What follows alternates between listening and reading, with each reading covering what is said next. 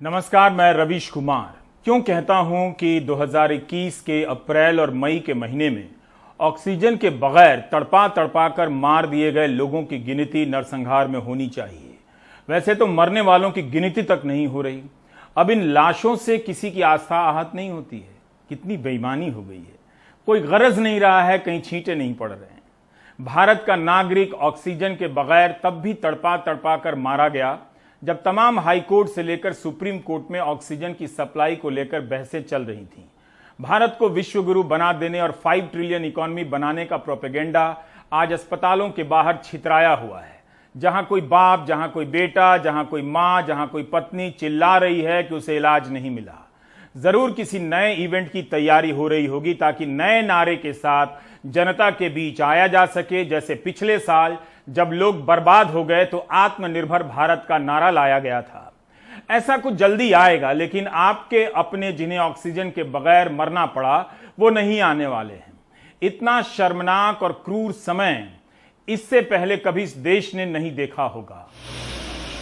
Goa medical college में जो हुआ है वो नरसंहार नहीं तो क्या है। लोग अस्पताल पहुंचते हैं कि जान बचेगी, लेकिन ऑक्सीजन के बगैर अस्पताल में ही मौत होती है।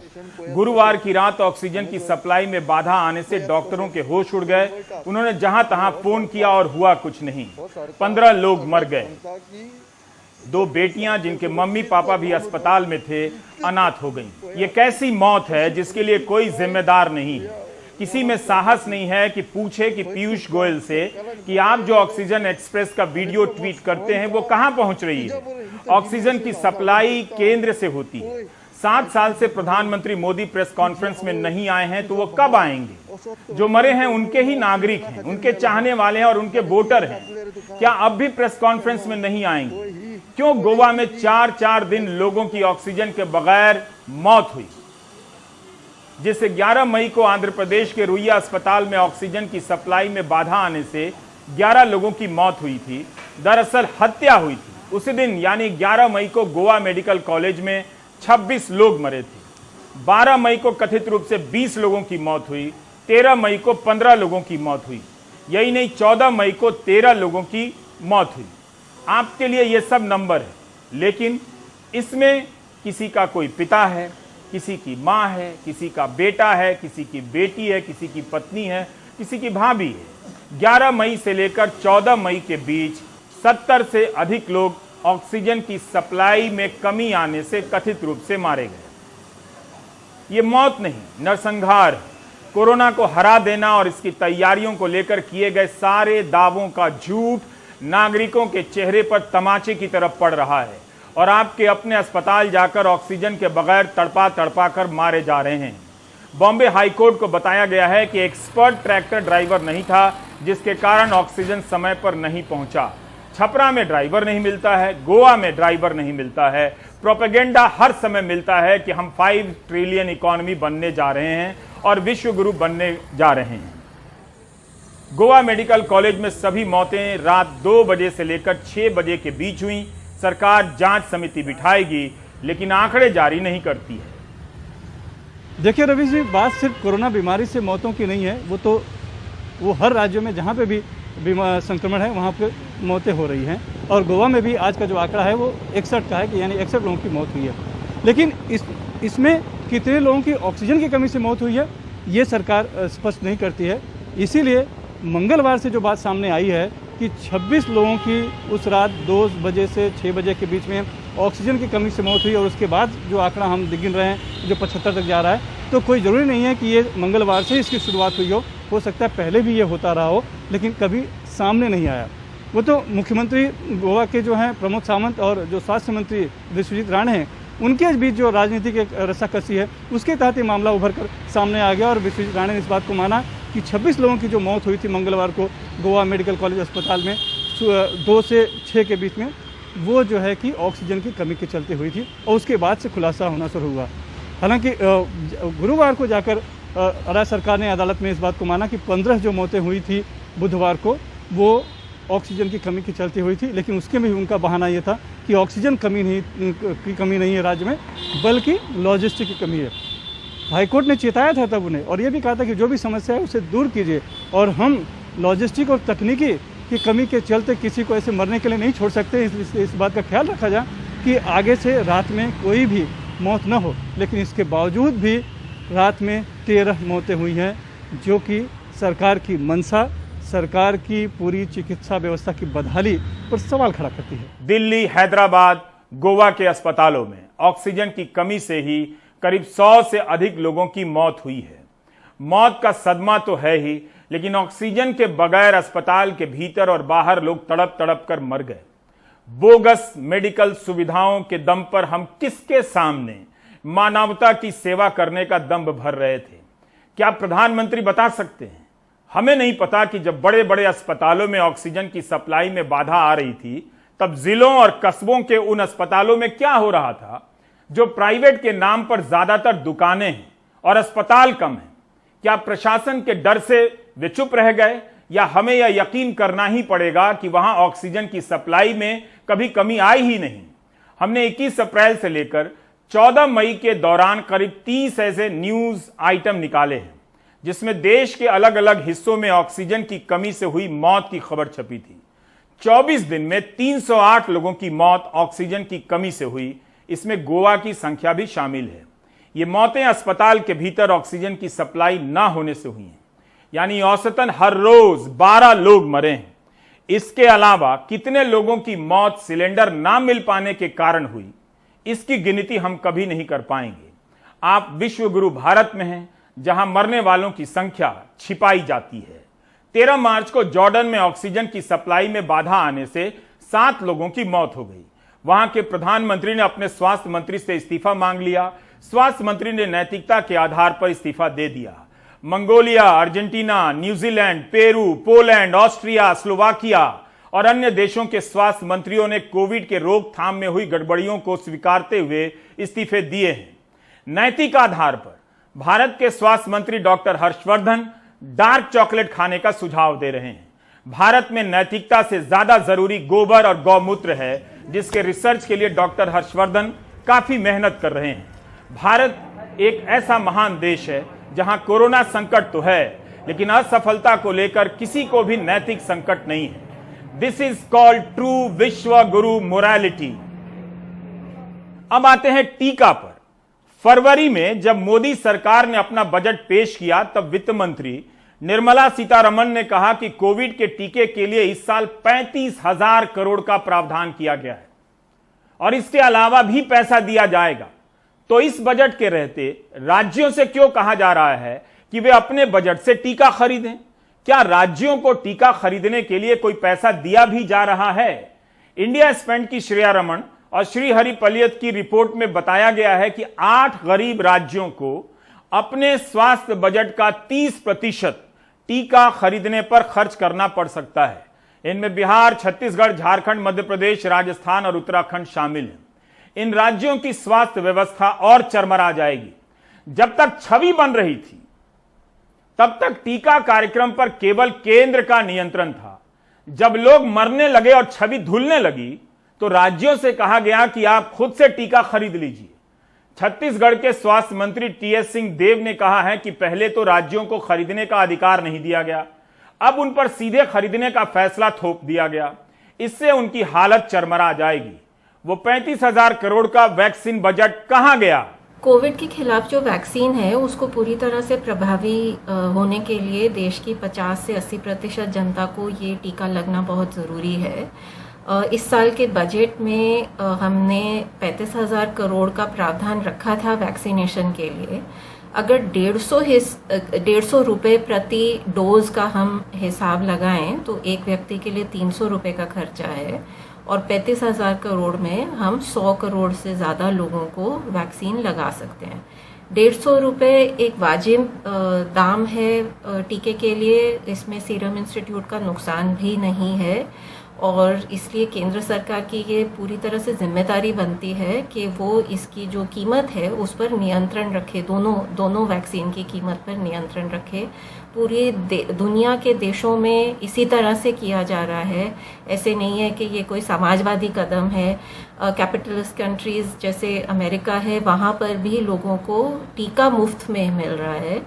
उसको लगाने का जो खर्च है वो कहीं कहीं पर जो हेल्थ इंश्योरेंस है उनकी, उससे उनको रीएम्बर्स किया जा रहा है।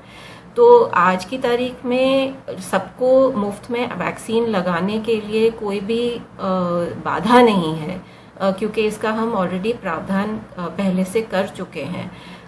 बाधा नहीं है मतलब बजट की तरफ से इसकी सप्लाई का असली मुद्दा है कि इसकी सप्लाई को किस तरह से बढ़ाया जाए। अर्थशास्त्री रितिका खेड़ा का कहना है कि 150 के हिसाब से 35,000 करोड़ से 100 करोड़ लोगों को टीका दे सकते हैं। 35,000 करोड़ के बजट के बाद भी अप्रैल तक मोदी सरकार ने भारत और भारत से बाहर की कंपनियों को ऑर्डर क्यों नहीं दिया या कितना दिया, जबकि साल भर में अमेरिका ने 130 करोड़ टीके का ऑर्डर दे दिया था, तब जब उसकी आबादी 39 करोड़ है। ब्रिटेन की आबादी 7 करोड़ है, उसने 45 करोड़ टीके का ऑर्डर दिया। कनाडा ने तो आबादी से अधिक इतना ऑर्डर कर दिया कि एक आदमी के लिए 10-10 टीके उपलब्ध हो गए। भारत ने पिछले साल कोई ऑर्डर नहीं दिया। जब दुनिया के बड़े देश टीके के रिसर्च और विकास में पैसा लगा रहे थे, कंपनियों से खरीद रहे थे, मुफ्त बांटने की रणनीति बना रहे थे, तब सोचिए मोदी सरकार ने भारत की ही 2 कंपनियों में एक नया पैसा नहीं लगाया, लेकिन टीके के वितरण से लेकर हर चीज पर ऐसे नियंत्रण रखा गया जैसे सब कुछ मोदी सरकार कर रही है। ना तो रिसर्च में पैसा, ना खरीदने में पैसा। टीके के लिए इस साल 35,000 करोड़ का बजट भी था, उसका पता कहां गया, यह सवाल कौन पूछेगा। आप जानते हैं कि टीका नहीं, कोविड से हुई मौतों को देख लोग जल्दी जल्दी टीका लगाना चाहते हैं, लेकिन टीका है नहीं।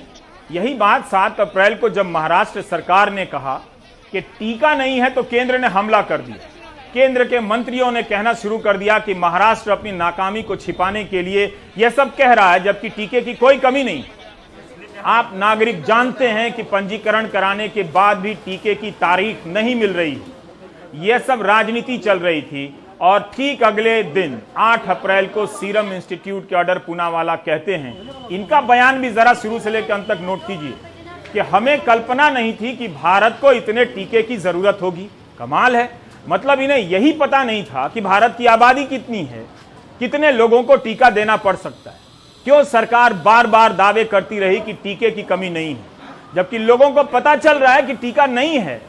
13 मई को स्वास्थ्य मंत्रालय के अधिकारियों ने कहा कि भारत के पास 135 करोड़ लोगों के लिए 51 करोड़ टीके हैं, जो केवल 25.5 करोड़ लोगों के लिए ही पर्याप्त है। अभी संख्या बताई जा रही है। 51 करोड़ टीका कब मिलेगा, पुराने रिकॉर्ड को देखते हुए आप अनुमान लगा सकते हैं। इस तरह से संख्या पहले बताई जाती तो ठीक से ट्रैक रखा जाता। ऑर्डर देने और सप्लाई मिलने का अलग अलग आंकड़ा नहीं दिया गया।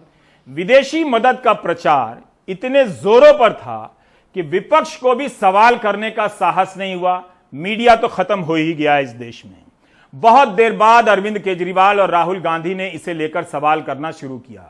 उनकी आलोचनाओं से यह बात फैलने लगी कि भारत ने अपने लोगों को टीका नहीं लगाया और दूसरे देशों को दे दिया।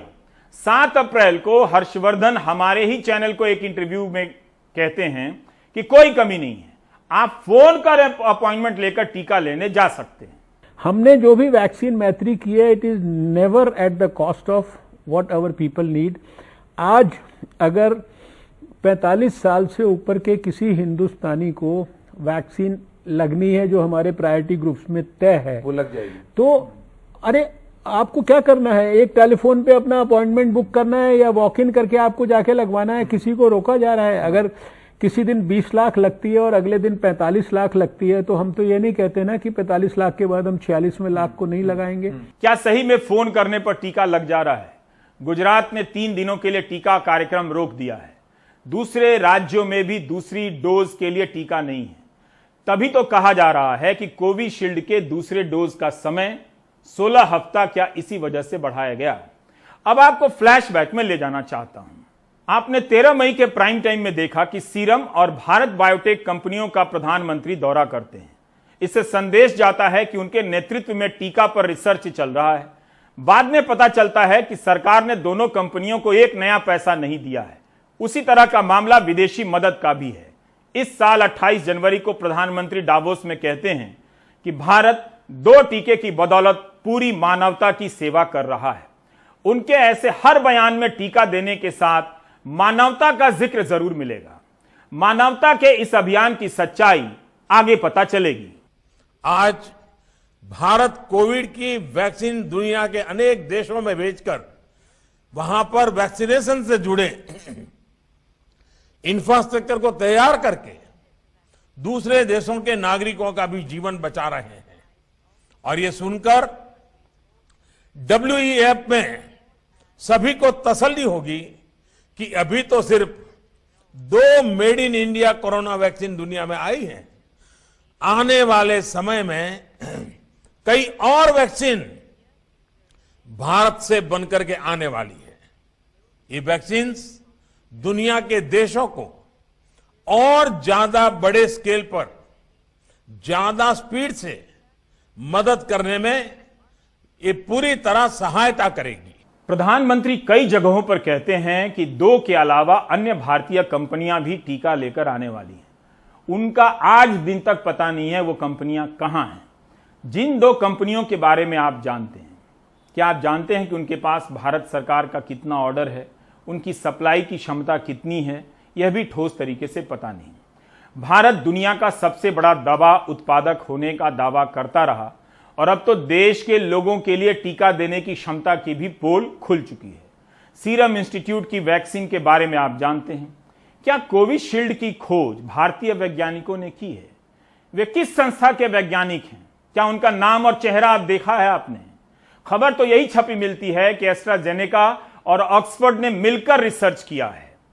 ऑक्सफोर्ड यूनिवर्सिटी के वैज्ञानिक 20 सालों से जिस तकनीक पर काम कर रहे थे, उसी के परिणाम से यह टीका तैयार हुआ। गार्डियन अखबार में इसी साल खबर छपी है कि इस टीके की रिसर्च और इसके विकास में लगा 57% पैसा पब्लिक फंड से आया था। ऑक्सफोर्ड को मिले 1000 करोड़ रुपए में से अधिकतर ब्रिटेन के टैक्स भरने वाले नागरिकों ने दिया था या संस्थाओं ने। यह पैसा 2 दशकों की इस रिसर्च को मिलता रहा है। ब्रिटेन की सरकार, वेलकम ट्रस्ट, अमेरिकी और यूरोप के संस्थाओं ने भी काफी फंड दिए। कोविशील्ड का इंटेलेक्चुअल प्रॉपर्टी राइट्स एस्ट्राजेनेका के पास है, जिस वजह से सीरम को कई डोज इंग्लैंड भेजनी पड़ी। सीरम के पास कोविशील्ड का सब लाइसेंस है। ऐसे में सवाल उठता है कि सीरम ने कोविशील्ड टीके के विकास में और इसकी रिसर्च में क्या योगदान किया? क्या सीरम ने सिर्फ उत्पादन ही किया है या रिसर्च भी किया है? तो यह साफ होना चाहिए कि नहीं, होना चाहिए था कि नहीं, कि सीरम का जो टीका है उसके रिसर्च में ना तो भारत का पैसा लगा है, ना भारत के वैज्ञानिक लगे हैं। अगर लगे हैं तो उन वैज्ञानिकों को अभी तक सामने क्यों नहीं लाया जा रहा? इतना बड़ा काम किया उन लोगों ने। भारत में क्लिनिकल ट्रायल हुई है जो दुनिया के अन्य देशों में भी हुई। भारत बायोटेक ने जो टीका विकसित किया है उसका पेटेंट जरूर ICMR भी साझा करता है। प्रधानमंत्री भी अपने किसी बयान में इस अंतर को स्पष्ट नहीं करते हैं। जबकि 11 मार्च को प्रधानमंत्री किंडल पर गीता लॉन्च करते वक्त कहते हैं कि हमारे वैज्ञानिकों ने किया है। यह नहीं बताते कि सीरम में जो टीका बना रहा है सीरम, उसकी खोज दूसरे देश के वैज्ञानिकों ने की है या हमारे देश के वैज्ञानिकों ने की है। कौन है वो? Our scientists work in a quick time to come out with vaccines. And now India is humbled that vaccines made in India are going around the world. We want to heal as well as help humanity. This is exactly what the Gita teaches us. Gita सच बोलने की तालीम देती है। आप टीके के उत्पादन से लेकर वैक्सीन मैत्री के तहत कई देशों को टीका भेजने से संबंधित प्रधानमंत्री के सारे बयान चेक कीजिए। आपको कहीं नहीं मिलेगा कि भारत ने केवल 1 करोड़ 7 लाख टीका जरूरतमंद देशों को मदद के तौर पर दिया है। बाकी 5 करोड़ 50 लाख टीका तो कंपनियों को देना ही था, क्योंकि टीका बनाने वाली 2 कंपनियों का उन देशों के साथ व्यावसायिक करार था। जो टीका व्यावसायिक करार के तहत दूसरे देश को दिया गया, क्योंकि उनसे टीके के लिए कच्चा माल लिया गया था, क्या उसका भी श्रेय मोदी सरकार ले रही थी? मोदी सरकार के विदेश मंत्रालय ने टीका भेजने के जितने फोटो ट्वीट किए हैं, हमें कैसे पता चलेगा कि यह वाला डब्बा मदद का है और यह वाला डब्बा कारोबारी करार के तहत पैसे लेकर दिया जा रहा है? जब अप्रैल के महीने में लोग अस्पताल के भीतर और बाहर तड़पा तड़पा कर मार दिए गए, उनका नरसंहार किया गया, तब जाकर बीजेपी के प्रवक्ता संबित पात्रा यह सच बोल देते हैं। कहते हैं कि 6 करोड़ टीका मदद के तौर पर नहीं भेजा गया, निर्यात नहीं हुआ। 84% टीका डोनेशन का नहीं था, बल्कि कमर्शियल करार के तहत भेजा ही जाना था। ग्रांट के रूप में, मदद के रूप में, एड के रूप में मात्र 1 करोड़ वैक्सीन ही भेजा गया है। बाकी जो वैक्सीन भेजी गई है, 84% जो वैक्सीन भेजी गई है, लगभग 5 करोड़ से अधिक, वो लायबिलिटी के रूप में भेजी गई है, जो आपको करना ही था। चाहे हमारी सरकार होती, चाहे किसी की भी सरकार होती, उसको वो क्वांटिटी भेजना ही था, क्योंकि वो लायबिलिटी है। अब आप समझ पाए होंगे कि प्रचार और प्रोपेगेंडा का यह खेल क्या था। यही टीका जब दुनिया के अलग अलग देशों को जा रहा था, तब नहीं बताया गया कि यह वाला हिस्सा व्यावसायिक करार के तहत जा रहा है और मात्र 1 करोड़ टीका भारत मदद के तौर पर दे रहा है।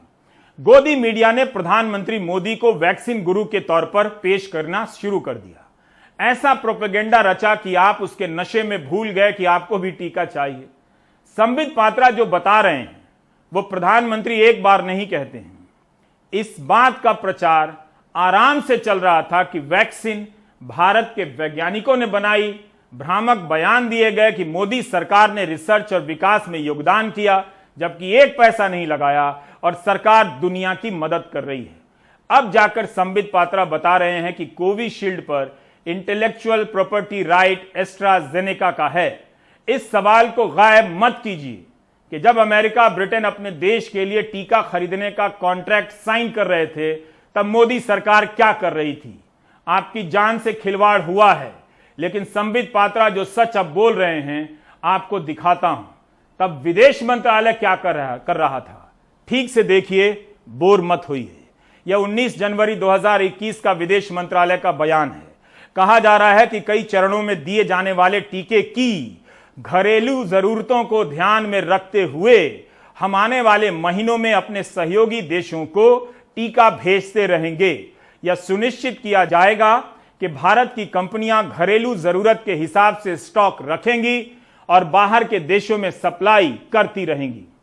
प्रधानमंत्री मोदी के किसी भी बयान में आप खोजकर बता दीजिए जिसमें वो कह रहे हों कि 84% टीका कंपनियों को बाहर भेजना ही पड़ेगा, क्योंकि उन्होंने अलग अलग देशों से कच्चे माल लिए और बदले में कारोबारी करार किए। दुनिया में भारत का नाम हुआ है। यह छवि आपको गोदी मीडिया के जरिए गांव गांव पहुंचाई गई। उसका सच अब आप देख रहे हैं। कितनी खोखली थी वो छवि। 26 मार्च को संयुक्त राष्ट्र की आम सभा में भारत के राजदूत और प्रतिनिधि के नागराज नायडू कहते हैं कि आज तक भारत ने अपने लोगों को टीका देने की तुलना में दुनिया के देशों को ज्यादा टीके की सप्लाई की है। यह तो उन कंपनियों को करना ही था, इसमें मोदी सरकार का कुछ नहीं था। प्रधानमंत्री जिस मानवता के नाम पर दूसरे देशों को टीका भेजने का श्रेय ले रहे थे, वो दरअसल टीका बनाने वाली कंपनियों का अपना बिजनेस हित था। Do you get my point? How lies are planted in your mind. इस बयान में 2 बातें शान से बताया जा रहा है कि जितना भारतीयों को नहीं लगा, उससे ज्यादा दूसरे देशों को टीका दिया गया। एक बार भी नहीं कहा जाता कि इसमें से अधिकतर बिजनेस करार के तहत दिए जा रहे हैं। आप देख रहे हैं कि प्रधानमंत्री मोदी, विदेश मंत्रालय, डरपोक और गोदी मीडिया सब एक लाइन में खड़े होकर बोल रहे हैं। आप कबाड़ से अखबार निकालकर पुरानी हेडलाइन देखिए, पता चलेगा कि आपकी दुनिया कैसे लुट गई। गंगा में लाशें बहा देने से काम नहीं चलेगा। लाशों के सामने खड़े होकर सच पूछने से होगा। वो आपके अपने ही हैं जिनकी हत्या हुई है। तो आप जान गए कि जिन देशों को टीका भेजा गया उसमें मोदी सरकार की कोई भूमिका नहीं थी। हां, आप अभी भी नहीं जान पा रहे हैं कि वो देश कौन थे जहां कमर्शियल करार के तहत टीका भेजा गया।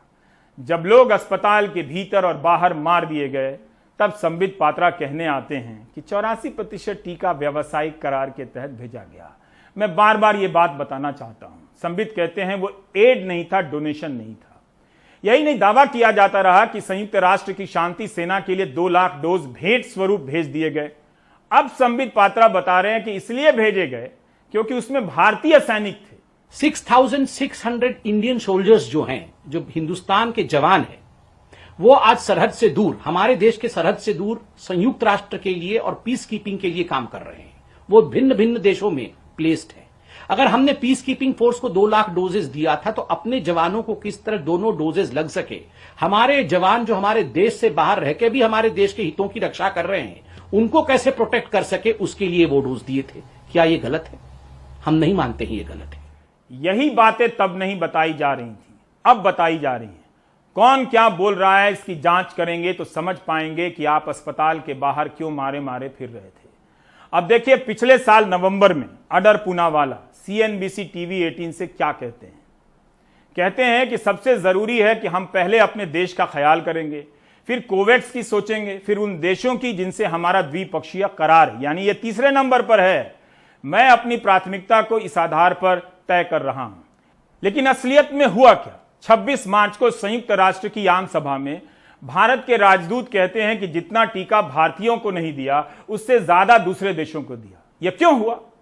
जिस छवि को बनाने के लिए इतना झूठ बोला गया, वो छवि अब कहां है? गंगा में लाश बनकर तैर रही है और आस्था की राजनीति चौकी के नीचे छिपी हुई है। दुनिया के अखबारों को देखिए, भारत के बारे में क्या छप रहा है, प्रधानमंत्री मोदी के बारे में क्या छप रहा है। देखिए, सारी छवियां ध्वस्त होकर बिखर चुकी हैं। संसद में जब विदेश मंत्री S जयशंकर बयान दे रहे हैं, उसमें भी मानवता और अच्छाई पर जोर देते हैं।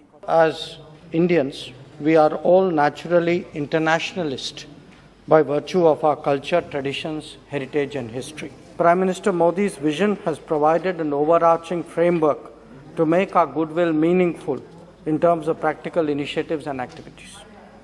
We already saw that in our humanitarian assistance and disaster response, whether in Yemen or Nepal or Mozambique or Fiji.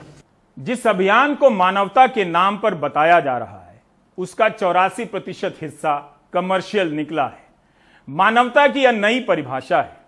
हालांकि जब दूसरे देशों को टीका भेजने को लेकर सवाल की धार तेज होती है, तब मार्च में विदेश मंत्री इस तरफ इशारा करने लगते हैं।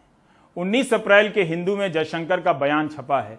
इसमें वे कह रहे हैं कि क्या ऐसा हो सकता है कि दुनिया के देशों से हम टीका बनाने का कच्चा माल मांगे और उन्हें टीका ना दें। यह सच प्रधानमंत्री बोल नहीं सके। यह सच तब सामने आया जब गंगा में लाशें बह गईं और अस्पताल के बाहर लोग और भीतर लोग ऑक्सीजन के बिना तड़पा तड़पा कर मार दिए गए। आपको याद होगा, जब मार्च में कोरोना की दूसरी लहर तेज होने लगी, तब सरकार की तरफ कई सवाल उठे टीकाकरण को लेकर। उन सब के बीच प्रधानमंत्री ऐलान करते, कितना आत्मविश्वास है कि टीकोत्सव मनाया जाएगा, टीका उत्सव मनाया जाएगा। आपको पता है उस टीका उत्सव का क्या हुआ? भोज में सबको बुला लिया गया, भोजन बना नहीं। क्या हम 11 अप्रैल से 14 अप्रैल पूरे अपने राज्य में टीका उत्सव मना सकते हैं? एक पूरा वातावरण क्रिएट कर सकते हैं टीका उत्सव का। आज आप देख पा रहे हैं कि जिस अभियान को मोदी सरकार दुनिया का सबसे बड़ा टीका अभियान बता रही थी, उसकी क्या हालत है भारत में और दुनिया में, और किस आधार पर इसे दुनिया का सबसे बड़ा वैक्सीन प्रोग्राम कहा गया? किस आधार पर? क्या आपने कभी सोचा? अमेरिका, कनाडा और ब्रिटेन के पास उनकी आबादी से अधिक टीके हैं। वो तो ऐसा दावा नहीं कर रहे हैं। हमारे पास 25 करोड़ लोगों को देने के भी टीके अभी तक उपलब्ध नहीं हैं। बहुत कम टीके लगाए गए। तो हम किस आधार पर प्रोपेगेंडा कर रहे हैं कि यह दुनिया का सबसे बड़ा टीकाकरण अभियान है? टीके पर हम अभी कुछ और कार्यक्रम करेंगे। दरअसल इतने तरह के बयान बिखरे हैं कि किस बयान में झूठ और किस में सच है, इसका पता लगाना बिना चश्मे के सुई में धागा डालने जैसा होगा। डरपोक और कमजोर गोदी मीडिया ने तभी सवाल किया होता तो आज शायद कुछ लोगों की जान बच जाती। पुलिस केस और ईडी के छापे के बारे में तो आप जानते ही हैं। दिल्ली में इतना ही पोस्टर लग गया कि बाहर क्यों दिया गया टीका, पुलिस ने केस कर दिया है। लोग बोले भी तो कैसे बोले? आप गोबर पर बोल सकते हैं, प्रो गोबर बन जाइए, पुलिस केस नहीं करेगी। हम एक बिखरे हुए मुल्क को देख रहे हैं जहां अस्पताल में कोई ऑक्सीजन के बगैर मर जा रहा है, जहां ऑक्सीजन का सिलेंडर खोजते खोजते कोई मर जा रहा है। ऐसी भयावह तस्वीरों के अलावा बचा क्या है देखने को? प्राइम टाइम देखने से भी क्या हो जाएगा? आप सभी को ईद मुबारक। ब्रेक लेते हैं।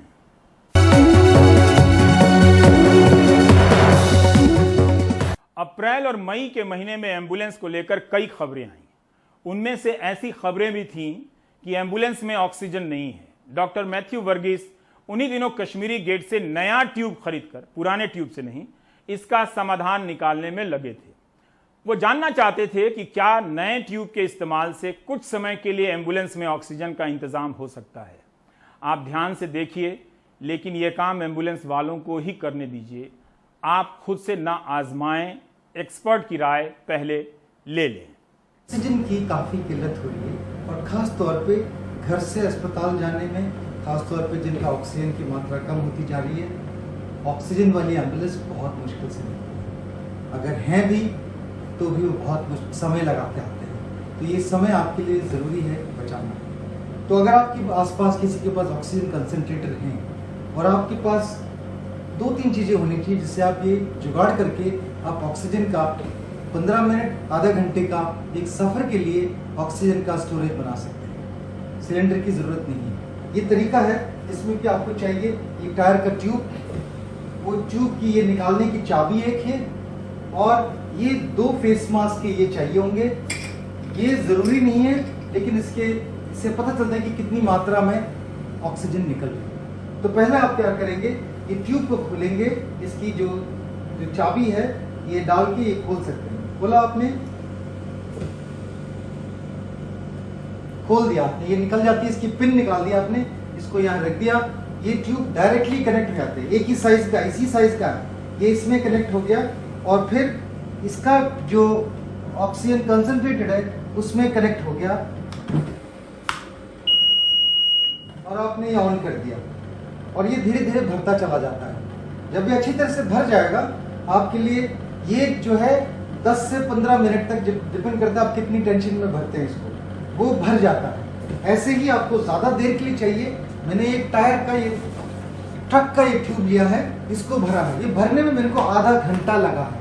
ये आधे घंटे में भरा है, यानी कि इसमें 3 लीटर की रफ्तार से आधे घंटे का ऑक्सीजन इसके अंदर भरा हुआ है, जो कि आपके घर से अस्पताल तक सफर के लिए अच्छा है। तो इसको अगर आप प्रयोग में लाना चाहते हैं तो ये जो ट्यूब है इसका भी ऐसे ही पिन निकालना होता है आपको। ये पिन निकाल लीजिएगा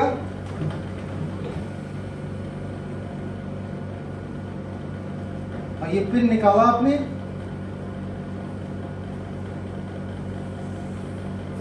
हवा निकलेगी तो उसको हाथ से रोकिएगा।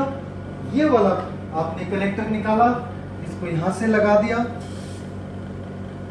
और ये कनेक्ट कर दिया आपने। अब इसको इसमें से आपने ये निकाला और यहां लगा दिया, इसके साथ लगा दिया। अगर आप देखेंगे, देखिए इसमें फ्लो रेट है 3 लीटर प्रति मिनट इसका फ्लो रेट है और आप अपना सीधा मास्क लगा के ऑक्सीजन अपने मरीज को दे सकते हैं। बहुत सरल तरीका है, सीधे आधे मिनट के लिए ये आप प्रयोग कर सकते हैं। जब ये खाली हो जाएगा शायद आपको हाथ से थोड़ा सा दबाना पड़ेगा, लेकिन आप अपने मरीज के लिए ऑक्सीजन सेफ्टी के लिए दे सकते हैं। ये देखिए भर रहा है, ये ऑक्सीजन की मात्रा है। आप देख रहे थे प्राइम टाइम। नमस्कार।